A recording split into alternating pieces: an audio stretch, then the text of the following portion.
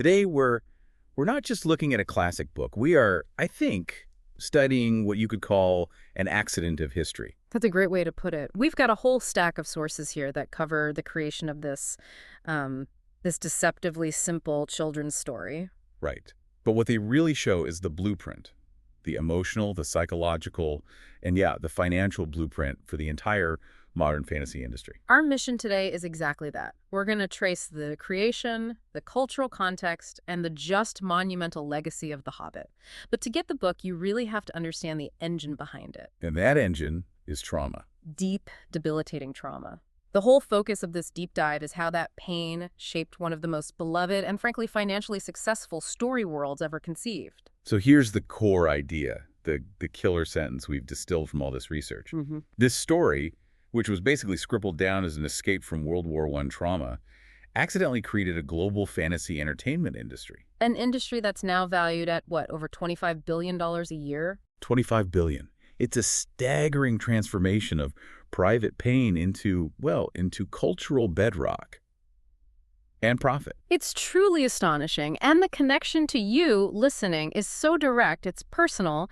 The sources we've looked at suggest that every single time you escape into a complex world, You mean like binging a 20-hour show or diving into a video game for a whole weekend, or just picking up a novel when reality is too much. Every time you do that, you are tapping into the exact same human impulse that created The Hobbit. we tend to call that escapism, right? We sort of dismiss it. We do, but the sources really challenge that idea. They argue it's not some frivolous detour. It's a profound act of psychological survival. For Tolkien, who was just grappling with these unspeakable horrors he'd seen, writing wasn't a hobby. It was a necessity. It was foundational to his mental equilibrium.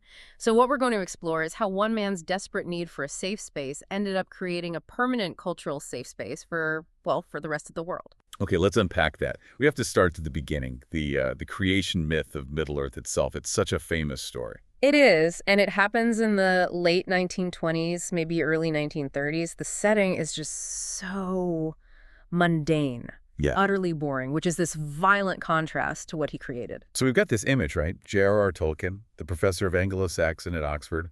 He's in his office. And he's greeting papers, final exams.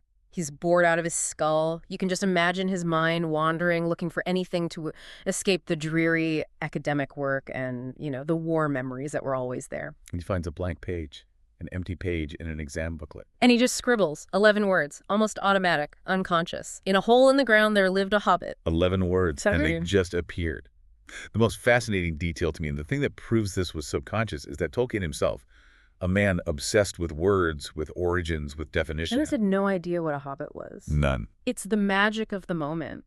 He was maybe the most puzzled creator in history. He'd planted this little seed, but he had no idea what kind of tree it was going to grow into. He basically had to go on his own quest to figure out his own creation. And his notes from that time, they show how stuck he was. He admitted it took years. For a long time, he said, the creative effort yielded, and I'm quoting here, no further than the production of Thor's map. So he had a map and a sentence. That's it. And that long delay, that gap, it proves how internal this all was. It wasn't a commercial project. It was a compulsion. Speaking of compulsion, we have to talk about the most important architectural choice in the whole book, the Hobbit hole. The Hobbit hole is architectural therapy. It's a direct, perfect inversion of his personal war trauma. We have to remember where he spent his early adulthood. The trenches, the Western Front. Let's really paint that picture. The horror of trench warfare wasn't just the fighting, it was the constant deafening shelling. Artillery blasts creating these massive, disgusting craters in the earth. The ground itself became the enemy, a landscape of mud and death. So if you were underground, you were in a collapsing dugout, just waiting for the next shell to land right on top of you. Yeah. The earth was violent, unstable. Exactly. The core trauma was the earth turning on you. The only thing worse than being above ground was being trapped underground, waiting to be annihilated.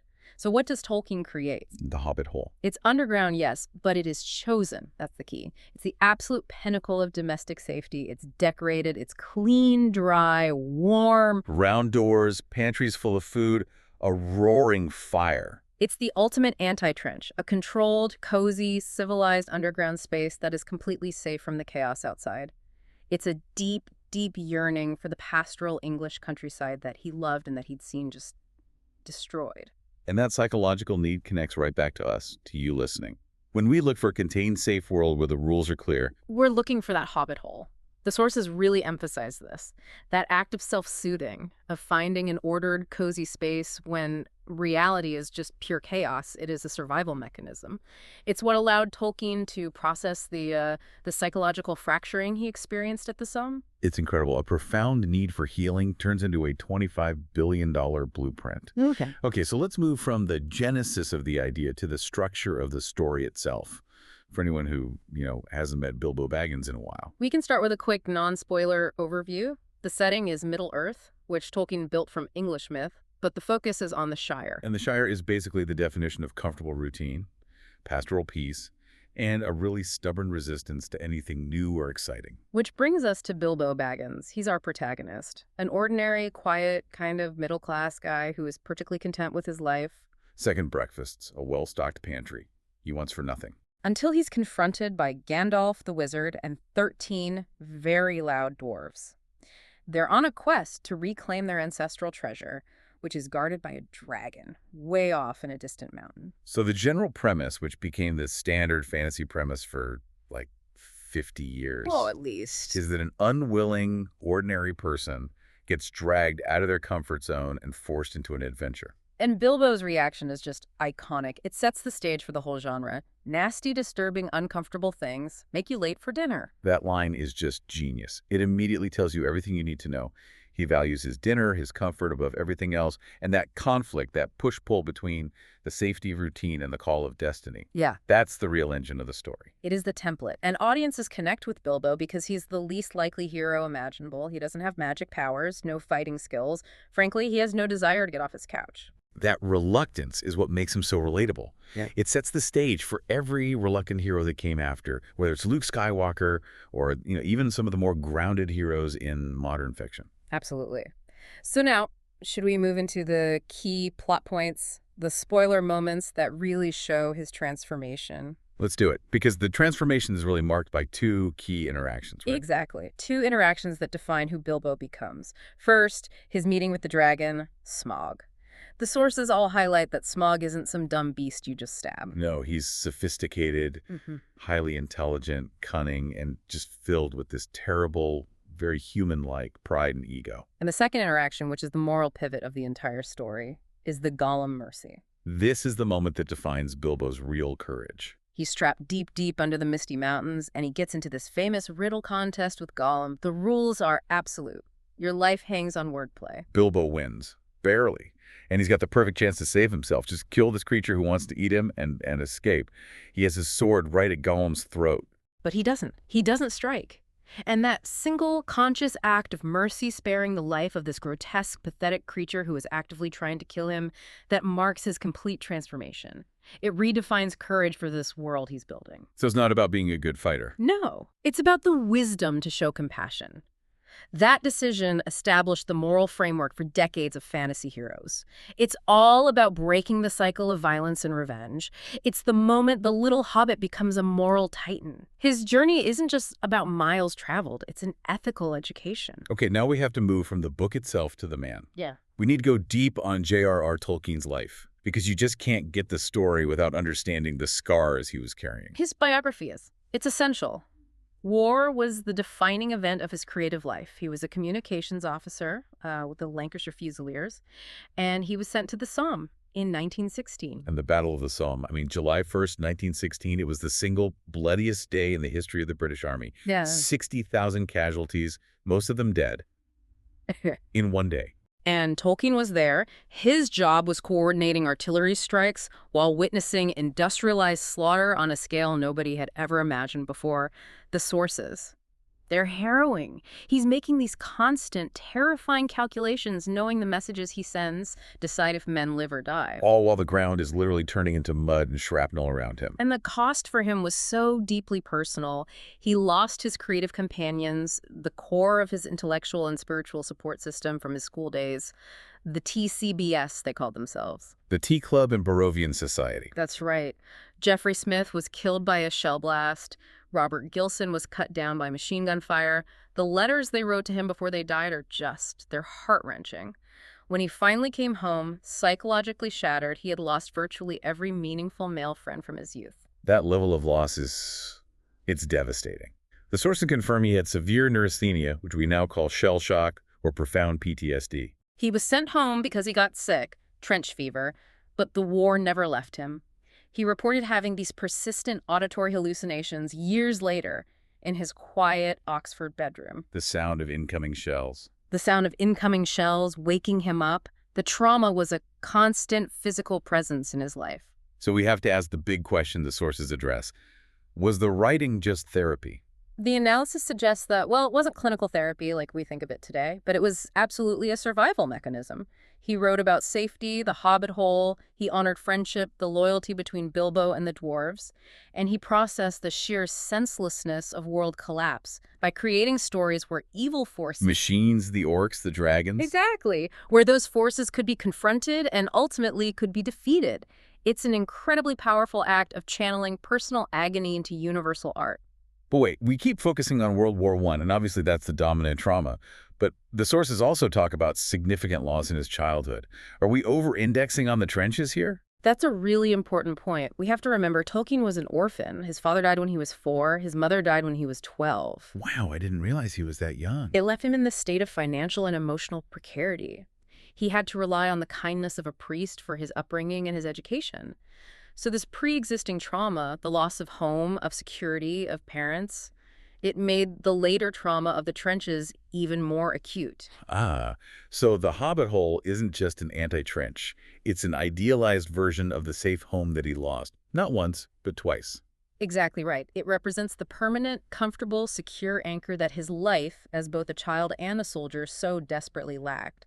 That need to create comfort became a central drive for his entire literary career. Okay, so let's look at the context he was writing in. We're in Oxford in the 1930s. He's this respected academic, but he's secretly crafting these fairy tales. The pressure must have been immense. The struggle against the academic currents of the time was huge. Literary taste was all about modernism, realism, scientific rationalism. Fantasy, especially stories with elves and dragons, was viewed with barely concealed contempt by his peers. They saw it as frivolous. For children. Exactly. So for a highly respected professor of Anglo-Saxon to be spending his time on Middle-earth, it was literally seen as intellectual suicide. And the pressure to publish serious scholarly work was enormous. Especially given his financial situation. And that financial pressure was very real. Academic salaries in 1930s Oxford were not great. He was supporting his wife, Edith, and 4 children.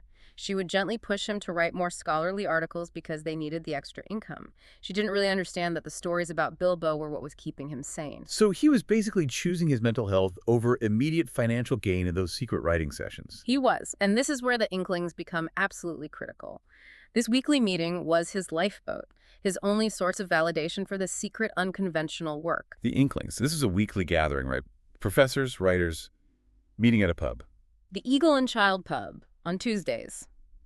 The most important member, of course, was C.S. Lewis, the creator of Narnia. Their shared philosophy was this defense of myth and imagination against the hyper-rational scientific mindset that dominated intellectual life at the time. And they weren't just a friendly book club. The sources call their meetings intellectual battlegrounds. Lewis was known for being brutally honest. They were rigorous critics, which is exactly what Tolkien needed, given his insecurity. Lewis's feedback could send Tolkien home completely dejected, convinced his life's work was worthless. But when Lewis gave praise, it was monumental. It cemented the work's value in Tolkien's own mind. There's that incredible story about the dragon smog. Tolkien was really struggling with it, right? How to make a conversation between a tiny hobbit and a giant dragon feel. Real. Dramatic. He was. So he decided to read the scene aloud to the group. He described Smaug's voice emerging from this mountain of gold speaking to Bilbo, and he voiced it himself. He read it like a bass organ playing funeral music. And the room just fell silent. Completely silent. The power of the scene just hit them. And C.S. Lewis, this reserved, highly critical man, was just overcome. He leaned back and famously said, "By God, Tollers, that's the most terrifying thing I have ever heard." Wow.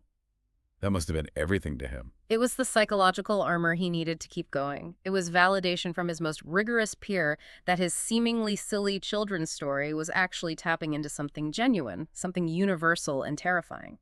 The Inklings didn't just critique the prose, they confirmed that what he was doing mattered, especially when the real world was so broken between two world wars. So let's turn to the literary craft itself, because this is where the scholar and the wounded artist just merge into something totally new.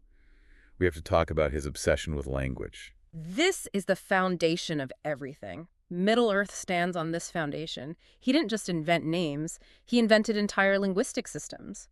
The sources are so clear on this. He created the languages first. And then built the civilizations to speak them. Exactly. He saw himself as a linguist first and foremost. The stories were just a way to give his languages a culture to live in. And that is the revolutionary standard he set. It still holds today. Yeah. When you read modern fantasy, you are subconsciously measuring its depth against Tolkien's consistency.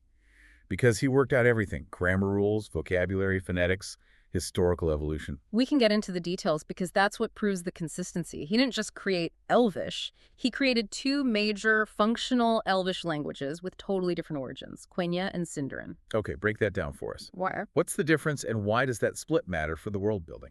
Well, Quenya is High Elven. It's the Latin of Middle-earth. It's very structured, formal. He based it on languages like Finnish and Latin. It's the language of poetry, of ancient history, of the high-born Noldor elves. And Sindarin is different. Completely. Sindarin is the Grey Elven language. Think of it as the Welsh of Middle-earth. It's the language of daily life for the common elves who stayed behind. The grammar, the sounds, they're totally different from Quenya. The fact that he created two distinct languages, reflecting the history and class divisions of the elves, it just gives the world this tangible depth that nothing before it ever had. That attention to detail is why Middle-earth feels so real. Every place name, every song, it all has historical weight because it comes from this consistent linguistic framework. He made linguistic authenticity a non-negotiable part of the genre. And that scholarly rigor, it extended into his narrative. He had this revolutionary use of dialogue over just, mindless violence, especially with the main villains. The threat is often intellectual, it's verbal. You see that so clearly with Smaug. Bilbo is tiny. He has a little sword. He's facing a colossal armored dragon. He can't win a physical fight. So he doesn't try. He survives using wit, words, and psychological manipulation. His strategy is pure psychological warfare. He doesn't challenge Smaug. He flatters his enormous ego. He calls him Smaug the Mighty. He uses riddles. This verbal fencing is where all the tension is. He exploits Smaug's one real weakness, his vanity. The conversation is the battle. And it's the same technique that humanizes Gollum in the riddle contest. It's a life or death situation, but it all comes down to shared language and intellectual skill. That contest uses ancient riddle patterns, but the context, the dark, damp caves, the high stakes, it gives it this modern suspense. But the thing that's often missed is that moment of connection. When Gollum gets a riddle right, there's this flash of shared intellectual delight between them. It creates intimacy. It makes Gollum tragic, not just evil. This intense focus on language and moral choice leads us right into the core themes. The fundamental dilemma of the Hobbit is something that still resonates so much today. Comfort versus calling. The Shire is comfort. Routine, safety, predictability. Adventure is the calling, the chaos, the disruption that you need for growth. That conflict is the engine of personal development. Bilbo starts out by actively rejecting any change, which makes his eventual acceptance of the quest so much more powerful. And a huge part of this is the theme of the courage of the ordinary. The sources all emphasize that Bilbo is the ultimate middle-class citizen. He has no magic bloodline, no secret destiny, no special skills. His heroism comes entirely from his moral choices, decisions he makes under pressure that rely on decency and pity and wisdom, not on strength. That idea that the ordinary person, you, the reader, can achieve greatness just through ethical action, that's what democratized the entire fantasy genre. Which brings us back, again, to the most critical choice: sparing Gollum. That framework of mercy. You cannot overstate how important this is. When Bilbo refuses to kill Gollum, he's making a statement against the kind of industrialized, dehumanizing violence that Tolkien saw at the Somme. Killing Gollum would have been simple self-preservation. But sparing him is the ultimate act of moral courage. It establishes the moral high ground for all future fantasy heroes. It sets the standard. True strength is the wisdom to create opportunities, not the ability to destroy enemies. It breaks the cycle of revenge and violence that Tolkien had seen play out so disastrously on the world stage. And finally, there's the structural theme, the circular journey. The subtitle of the book is There and Back Again. And that mirrors the essential process of psychological integration. We need adventure to grow, but we need the security of home to process that growth. You leave your comfort zone, you face the trials, the trolls, the spiders, the dragon, and you return fundamentally changed. Bilbo comes back enriched. He has knowledge of danger and wonder now, but he's still rooted in the Shire. The journey makes sure the experience is integrated. It makes him stronger, not broken. And the characters he defined in this pretty short novel, they became the archetypes that modern fantasy still relies on. Let's start with Bilbo, the reluctant hero. His arc is perfect. He starts out defined by routine, by reluctance. His growth comes entirely from his ability to make moral judgments, whether it's giving up a priceless gem to stop a war or sparing Gollum's life. He comes home wiser, but still deeply fond of his pantry. He proved that the most compelling heroes are the ones who struggle with fear and doubt. His message is that courage is acting despite fear, which is so much more relatable than just being fearless. Then you have Smaug, the archetypal intelligent villain. He's the template for modern complex antagonists like Voldemort or Hannibal Lecter. Smaug is critical because his power is tied to his intelligence, to his personality. He's not just a generic monster. He's driven by greed and this massive ego, which Bilbo so skillfully exploits. Elevating the villain's psychology was a huge step forward for the genre. But we should also spend some time on the dwarves, specifically Thorin Oakenshield. He's often overlooked, but he represents this crucial counter-theme to Bilbo's growth. Yep. Absolutely. Thorin is the tragic hero. He's defined by his own past, trauma losing his home, and his treasure to Smaug. But while Bilbo successfully navigates his own dangers, Thorin tragically succumbs to what they call dragon sickness when he gets his gold back. The sources link this to a kind of post-trauma hoarding. The fear of losing it all again becomes so great that the treasure itself becomes a poison. It leads to isolation, paranoia. He becomes consumed by greed. He's willing to let his allies starve, even start a war, rather than share a single coin. It's a powerful look at moral failure. Thorin shows that even a noble goal, like reclaiming your home, can be corrupted by obsession and past pain. His tragedy is the shadow of Bilbo's triumph. And finally, Gollum, the tragic figure, humanized by that shared linguistic moment, but ultimately destroyed by obsession. Gollum is the embodiment of the corrosive power of addiction. He's the ultimate fate of someone who fails to show mercy, either to others or to themselves. He's a cautionary tale, but because Bilbo shows him mercy, Gollum remains central to the moral structure of the entire world. He's not just a monster, he's a lost person, defined by his inability to let go. It's hard to believe now, but this revolutionary book almost never got published. The struggle was intense. In the 1930s, the publishing industry was incredibly rigid. They needed clear categories. Is it serious adult literature or is it a children's book? The Hobbit didn't fit. It was, as they said, neither fish nor fowl. It had elements of mythology, academic rigor, and simple adventure. 3 different publishers rejected it, telling Tolkien to pick an audience. And when he, probably a bit naively, insisted it was for both, the industry just couldn't handle it. They literally didn't believe books worked that way. The breakthrough came from the publisher Allen and Unwin, and specifically through this brilliant, unconventional idea from Stanley Unwin himself. He was facing a big risk, printing an expensive, uncategorized book. So he decided to bypass all his professional adult critics. And he gave the manuscript to his 10-year-old son, Rainer Unwin. He promised him a shilling, which was a decent amount of money for a kid back then, for an honest review. And Rainer's handwritten review is legendary. He wrote, "This book is good and should appeal to all children between the ages of 5 and 9. That single, authentic child's perspective, with no academic bias, convinced his father to take the leap. That 1 shilling investment changed literary history." But the success was immediate, and it brought a new kind of pressure. Publishers demanded a sequel. They had no idea they were asking Tolkien to deliberately go back into the psychological darkness he had just managed to escape. That pressure resulted in The Lord of the Rings, a book that took him 12 years to write and, as his letters show, was just incredibly taxing, emotionally and physically. He had to dive back into that traumatic space, meticulously tying these darker adult themes to his simple children's story. It cost him years of his life and nearly caused a breakdown. He always hated when people asked what The Hobbit really meant. He hated allegory. He insisted the stories just came to him. The book was his therapy made public, and the forced return trip for the sequel was just psychologically exhausting for him. So let's synthesize the massive cultural and financial impact here. This one traumatic scribbling from a bored professor in 1930, it became the blueprint for the entire global fantasy entertainment industry. The influence is just everywhere. Gary Gygax explicitly credited The Hobbit and The Lord of the Rings as the main inspiration for Dungeons & Dragons. And D&D is critical. It formalized the rules of fantasy, and its success influenced every video game that came after. Modern games like Minecraft, where you build and protect your own world, follow the exact same impulse that Tolkien pioneered, the need for a contained, safe space to control the chaos. And in literature, the DNA is just. It's everywhere. J.K. Rowling's model of an ordinary person discovering a hidden magical world is a direct echo of Bilbo.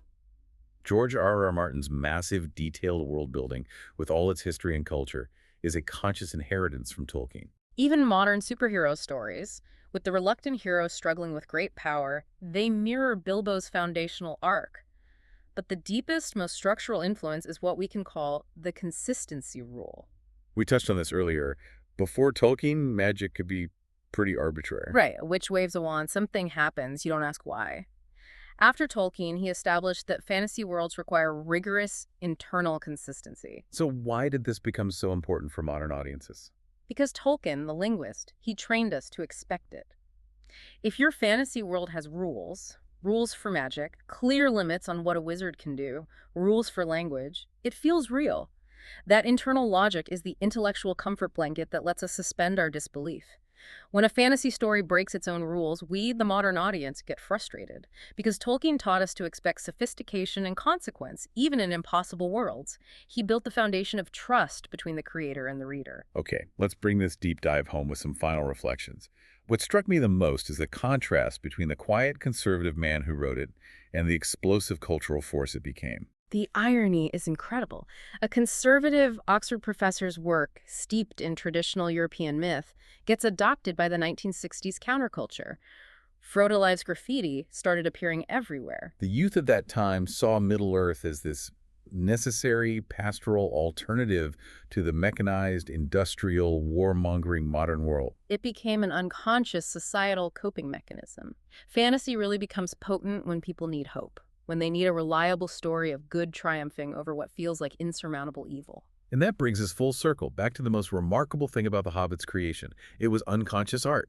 Tolkien had no memory, no plan for those first 11 words. His damaged mind, seeking escape and healing from the trenches and the loss of his friends, just. It created a healing narrative for millions of other damaged minds. He didn't sit down to write an allegory for trauma recovery. His psyche just automatically demanded meaning in the face of senseless suffering.